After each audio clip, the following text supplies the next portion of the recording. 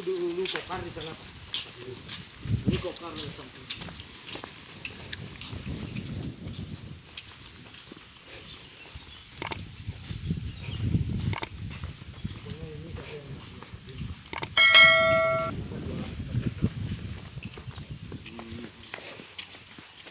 Gara-gara paman jual, karena ini nggak ada yang anu terus jaga. Nggak jaga ya. Dijual dah sama grupnya. Karena ditahu saya di Korea, nggak dikira saya kan bakal ngambil lagi di tanah itu. Ya nggak mungkin lah orang nggak ngambil.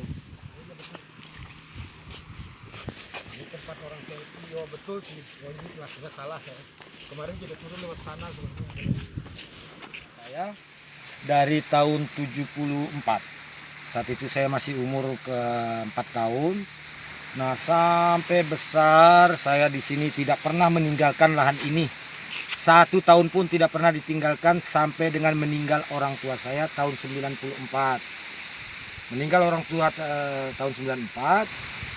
Saya pergi merantau selama 10 tahun. Jadi di luar daerah saya itu 10 tahun. Pas saya balik tahun 2015 dari rantau, ternyata tanah saya ini sudah dijual kepada orang lain oleh orang yang saya juga tidak tahu siapa penjualnya. Nah, setelah saya telusuri surat apa semua saya punya, tanah ini ternyata dokumen penjualan itu dipalsukan. Nama orang tua saya juga dipalsukan. Dan saya berusaha semampu saya bagaimana memperoleh lagi. Saya laporkan ke pihak kepolisian tanah ini yang saya kuasai. Saya laporkan pada bulan 4 2019 atas pemalsuan dokumen penjualan. Saya sudah berusaha ke kelurahan tapi saya diblok semua. Ya, hasil dari SP2HP dari penyelidikan polisi juga sudah ada, yang mana mengatakan bahwa terdapat bukti yang cukup kuat. Nah, hingga saat itu, sampai dengan saat itu, Pak Kapolres datang bersedia terhadap saya untuk menjadi mediator, istilahnya mempertemukan saya dengan pemilik sertifikat katanya. Berapa kali kami ke Polres Sumbawa untuk minta bertemu dengan Pak Kapolres supaya dengan janji beliau. Pada saat itu nama Kapolresnya masih Bapak ingat gak? Pak Tunggul, saat Pak itu Pak Tunggul yang Pak jadi Tunggul. Kapolresnya. Ya, jadi saya Setelah itu ingat. datang menemui, mencoba berapa kali mencoba menemui beliau atas janji yang pernah diucapkan ke saya untuk memediasi, mempertemukan saya dengan pemilik. Tapi tidak pernah ketemu, mungkin beliau sibuk atau apa. Baik. Tapi dari laporan saya itu, saya juga agar ditelusuri. Dan pada hari ini juga saya tetap ke Polres dengan Ya, Bapak yang membantu saya, mendampingi saya dengan cara tulus, ikhlas. Mudah-mudahan amin. bisa saya Selesaikan. peroleh lagi Ya. hak-hak saya atas tanah Baik. saya. Karena kasus tanah saya sampai di penjara gara-gara pagar, Pak. Saya saat itu naik ke atas, lantas saya sudah laporkan, sudah ada laporan polisi apa semua, lantas saya pagari. Oke. Saya baik. robohkan 14 tiang pagar. Kenapa Bapak bisa masuk penjara sementara Bapak kan katanya fisik kan Bapak kuasai sejak kecil sampai hari ini kan begitu. Iya. Terus di dalam sertifikat itu benar nggak OB sengketa itu ada di sini atau di mana berada sertifikat itu? Saat itu saya sudah ke pertanahan dan saat itu ada salah satu petugas dari pertanahan yang mengupload peta lokasinya, ternyata sertifikat itu tidak berada di sini. Makanya saya pagari. Begitu loh. Gitu. Iya. Berarti sertifikat itu bukan Tidak ada dihabisi- unsurnya tidak dengan bersih- tanah saya, Oh, cuman gitu. ditumpangi di atas tanah saya, Pak. Oh, begitu. Jadi saya atas laporan itu saya sudah jelaskan siapa bukti-buktinya apa segala. Terus ya karena saya merobohkan pagar, saya dikenakan pasal 170. Saya juga enggak ngerti pasal. Oke, baik. Tadi katanya Bapak sebelum Bapak dimasukkan penjara ada nggak pengacaranya Bapak itu Ada, mendampingi Bapak ketika ini ada persoalan ini kan begitu? ada. Nah, lalu apa sikapnya pengacara Bapak sebelum saya itu bagaimana Pak? Kan seharusnya pengacara itu kan membela Bapak dan kebenarannya kan harus diungkapkan. Saya cuma disuruh tanda tangan pasal saja, saya enggak ngerti. Akhirnya saya dibawa ke LP.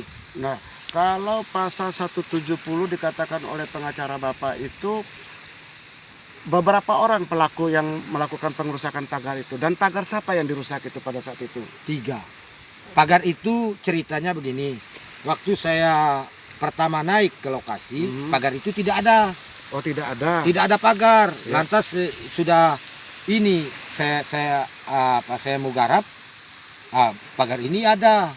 Begitu. Belakangan ada pagar ini. Jadi pagar baru gitu. Jadi saya robohkan pagar baru ini. Oh, pagar baru itu. Saya bikin pagar saya. Oh, gitu. Ya. Yang mengklaim pagar baru itu siapa, Pak? Ya, sampai hari ini saya enggak tahu. Oh, enggak tahu. Nah, sekarang kan tentu Bapak dilaporkan melakukan pengerusakan massa ya terhadap pagar itu. Nah, pelapor kan tentu harus ada dong di polisi itu siapa yang mengklaim tanah ini kan begitu, Pak? Tidak ada, cuman diberi kuasa saja katanya. Astagfirullahaladzim. Jadi sampai dengan persidangan saya tidak pernah ketemu dengan yang namanya si pemilik tanah. Nah, sekarang tahu nggak penegak hukum itu boleh nggak kuasa hukum atau orang lain melaporkan tanpa yang mengklaim itu melaporkan begitu? Ya, cuman katanya diberi kuasa sama si pemilik tanah. Oke, diberi kuasa, tetapi Bapak kan pernah nggak tanya siapa yang punya tanah ini? Kenapa pemberi kuasa itu melaporkan saya? Apa bukti otentiknya dia melaporkan saya sementara ini saya sudah lengkap warga saya dan sisilah keluarga saya dan perolehan kami itu sudah jelas pada di pembuktian Bapak waktu Bapak melaporkan di Polres itu, Pak. Ya itulah sudah saya jelaskan berkali-kali bahwa tanah ini tidak berada di sini sebenarnya. Tapi dengan alasan bahwa mereka itu membuat pagar karena punya sertifikat, itu saja pegangan mereka ke saya. Oke, baik. Jadi sertifikat itu dari BPN itu ada oknum yang bermain. Karena tanah ini tidak sampai hari ini sudah 2 tahun, belum ada warkahnya, belum ditemukan katanya. Apakah mencari 3 warkah sertifikat itu selama 2 tahun tidak ketemu? Nah, setelah saya bermasalah, ini warkah sudah dicari dari bulan 5 2019. Sekarang 2021 warkah ini belum ditemukan dengan alasan seperti itu oleh pihak BPN. Tapi kan tadi kita sudah ke BPN, Pak. Ada Pak Didi itu mengakui bahwa warkah itu sudah ditemukan. Nah, tadi kan Bukan ditemukan, katanya sudah memberi jawaban ke polisi, tapi jawaban di polisi itu kan betul. belum ditemukan. Oh, belum ditemukan Iya, katanya dia tadi itu. Iya. Berarti sampai hari ini belum warkahnya. Ada warkah Nah, sampai hari ini. sekarang, Dari mana perolehan tanah ini menjadi sertifikat? Baik. Nah, sekarang tadi Bapak kan yang menguasai tanah Bapak ini adalah oknum tentara. Bapak tahu nggak namanya tentara itu menguasai tanah lahan Bapak ini sehingga ditanam jagung itu? Kurang tahu namanya saya, Pak. Tapi Siapa yang jelas yang dari tanam mana jagung? Bapak dapat informasi bahwa ada oknum tentara yang menanam jagung di sini? Karena kemarin saya pernah ditelepon. Ya. Terus sama Pak Babinsa juga saya pernah dihubungi. Terus? Bahwa nanti ada petugas yang mau tanam, katanya mau sewa lahan. Saya bilang sama Pak Babinsa saat itu, nggak usah disewa, masuk aja tanam, tapi jangan ada yang disewa. Karena ini tanah masih bermasalah. Nggak boleh ada tentara mengakui bahwa dia telah menerima memberi sewa kepada seseorang pemilik tanah yang mengaku punya sertifikat. Nah, ternyata tentara yang nanam saat itu katanya dia menanam di situ karena sudah sewa tanahnya dari pemilik yang punya sertifikat gitu loh. Nah, baik, pertanyaan saya terakhir, Pak. Tadi Bapak mengatakan bahwa lokasi ini tidak sesuai dengan sertifikat yang dilaporkan oleh kuasanya tadi ke Polres. Iya, benar. Ke Polres. Nah, pernah nggak tanya ke Polres atau penyidik di sana bahwa ini sertifikat bukan di atas objek saya punya tanah. Ini kan di luar dari objek. Sudah nggak diberi penjelasan seperti itu? Saya sudah mengatakan seperti itu berkali-kali. Cuman karena saya tidak pernah tahu bagaimana proses selanjutnya sampai saya ditahan, dibawa ke LP juga, saya tidak pernah ditahan oleh pihak kepolisian. Gitu. Karena mereka tahu, karena penyidik yang melakukan penyelidikan masalah pemalsuan dokumen itu juga penyidik yang melakukan penyidikan terhadap pengrusakan pagar begitu loh, Pak. Jadi dalam objek yang sama itu penyidik yang sama. Berarti satu orang Bapak lapor bulan berapa? Bulan 4. Bulan 4 tahun tahun 2019. 2019, Terus saya laporkan, terus keluar SP2AP bahwa terdapat bukti yang cukup kuat pemalsuan dokumen. Nah, pada bulan 7 saya pagari tanah Ya. dengan merobohkan 14 tiang pagar, Ya. satu saja yang patah. Hmm. Lantas saya dilaporkan atas pengrusakan atau melakukan kekerasan secara bersama-sama terhadap tiang pagar beton berkawat, melakukan pengeroyokan, gitu bunyi tuntutan terhadap saya waktu persidangan. Gunung ini, ndak ada orang, ndak ada saksi juga, ndak ada Berarti katanya polisi saudara telah melakukan pengeroyokan terhadap pagar. Iya, terhadap tiang pagar Benda beton mata tadi berkawat. itu. Iya. Makanya Bapak harus dihukum katanya Iya, gitu. pasal 170. 170. Nah, Iya. sementara Bapak pernah nggak melakukan pagar itu, melakukan yang 14 tiang itu? Enggak, cuman didorong gitu aja, roboh orang cuman pagar pasir, sedikit. karena pasir Iya, karena ya? berpasir. Dia ditiup sama angin aja jatuh. Itu Jatuh. buktinya. Tadi diterjang sama air gitu. jatuh juga. Jatuh ya. Berarti Ya. bukan Bapak melakukan 14 tiang itu, Bapak melakukan pengerusakan gitu ya?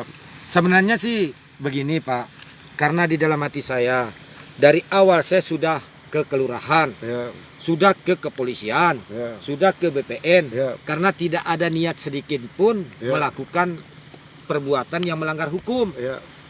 Tapi karena rasa kecewa saya, Ya. karena tidak ada ujung-ujungnya, tidak ada semua, padahal sudah bukti si penjual ada, si pembeli masih hidup. Bukti yang saya berikan ke pihak kepolisian sudah ada. Oh, Nah, gitu. tinggal dengan alasan cuman menunggu warga, masa harus sampai 2 tahun, Pak. Ini contoh diuji begitu. kesabaran, Iya, Pak. iya, iya, iya. Nah, jadi saya pagarilah itu karena pagar ini sebelum saya ke lokasi, pagar ini tidak ada, Pak. Itu kata kuncinya, Pak. Oh, gitu. Jadi pagar ini duluan saya ada ketimbang pagarnya. Oh, Begitu gitu. loh. Oh, iya, iya, Jadi iya. berarti ini siapa yang pagarin? Ini sementara saya punya, kan begitu dalam hati saya. Ya sudah, saya robohin aja. Minta tolong kepada pihak kepolisian. Saya sudah melakukan kewajiban saya sebagai warga negara Indonesia yang baik. Sudah melaporkan kepada pihak kepolisian dan juga sudah melaporkan kepada pihak BPN agar produk mereka yang notabene-nya tidak jelas sampai hari ini agar dicabut. Karena sertifikat itu sampai hari ini, Pak, tidak pernah bayar pajak. Dari sejak diterbitkan tahun 2003 hingga hari ini tidak punya nomor. Terus dibikin tahun 2003. Batasannya dibikin tahun 2017, batasan tanah-tanahnya. Nah, itu yang jadi persoalannya, agar di semua di pihak, terutama pihak BPN, karena munculnya kasus-kasus tanah yang ada di Samota ini bukan kami oleh pemilik. Nyebut kami sekolah kami mafia, yang mafia sebenarnya bukan kami. Saya pernah menyampaikan kepada pihak BPN hal itu. Oh, katanya itu, yuk, dalam hal penerbitan yang paling penting dalam sertifikat, sampai saya mengungkapkan itu, bukankah nomor yang di depan? Makanya dia ditaruh di paling depan di luar, karena itu menandakan alamatnya si tanah. Lantas kalau tidak punya nomor berarti dia tidak punya alamat tanah itu. Ya itu sudah jelaskan, berarti kalau tanah ini ditaruh di atas saya, semau-maunya ditaruh. Sertifikat itu cuman dicaplok saja untuk ditaruh di atas tanah saya, karena dia tidak punya alamat jelas. Saya punya nomor pipil, saya punya nomor semua, tapi beda dengan sertifikat itu pipilnya. Dan berarti Bapak sudah sempat punya sporadik juga ya, Bapak kuasai, Punya, dan SPPT juga Bapak punya semua riwayat ya? tanah, punya pas tanah, punya. Oh iya. Nah, lalu sekarang kita kan sudah cross check ke polisi tadi. Saya sebagai pengacara baru dari Bapak kan, yang menggantikan pengacara Bapak yang dulu itu. Tadi insya Allah kan Bapak dengar sendiri bahwa tunggu kasatnya besok balik, baru akan ditindaklanjuti laporan Bapak kan gitu. Iya, Pak. Nah, Itu harapan, mudah-mudahan saja ya, harapan saya ya. kepada pihak kepolisian agar betul-betul Betul, masalah tanah ini bisa diselesaikan secara baik. Kalau sementara ini saya melihat kinerjanya setelah saya tangani kasus ini, alhamdulillah dia tadi akan atensi, karena itu dia tidak akan main-main sama kemarin, karena alasannya dia takut dengan pimpinan. Tapi sekarang kan pimpinannya itu kan sudah dipindah, termasuk yang membela klien saya itu Pak Jaki itu pada saat itu beliau sebagai kasat mendukung penuh terhadap klien saya, karena dan pengaruh dari orang-orang yang berduit kalau menurut saya itu, Pak.